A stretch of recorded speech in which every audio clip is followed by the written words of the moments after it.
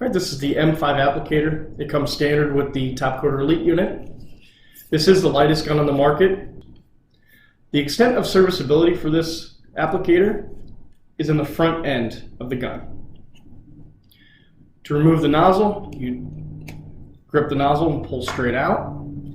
Then we unscrew the retaining nut and pull straight out the nozzle tube and holder assembly. We can further disassemble by unscrewing the nozzle tube from the nozzle holder and then unscrewing the electrode assembly from the nozzle holder.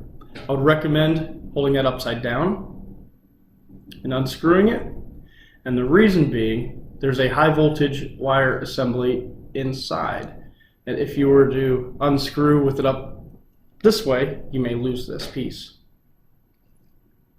So since these are apart, I'll show you. On the front of this M5 applicator, there's this gold contact pin right there.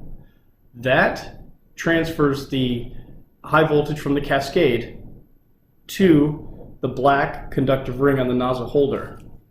So as that sits in, that gold contact pin butts right up to the conductive ring.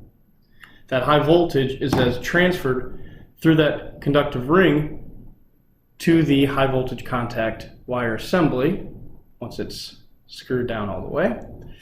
And then final destination, the electrode wire. So when you're going to reassemble the components on the M5, you want to make sure first that the electrode assembly is nice and tight to the nozzle holder. If you do not have a good firm connection, you will not have proper high voltage transfer. Then we insert the nozzle tube onto the nozzle holder and fasten. Now the wear bar on the nozzle holder needs to be in the same alignment or same orientation with the nozzle itself. So if you want to have a horizontal nozzle alignment, you want to make sure that these are lined up as such. Vertical as such. So I'm going to set it up as a vertical orientation. Now that is an advantage. Some competitors don't have that capability. Some competitors will make sure that you only have 90-degree increments. But you never know, you may want to have a 30-degree offset, 45-degree, 80-degree. So possibilities are endless on the orientation. So again, vertical alignment, I want that wear bar to be vertical into the gun.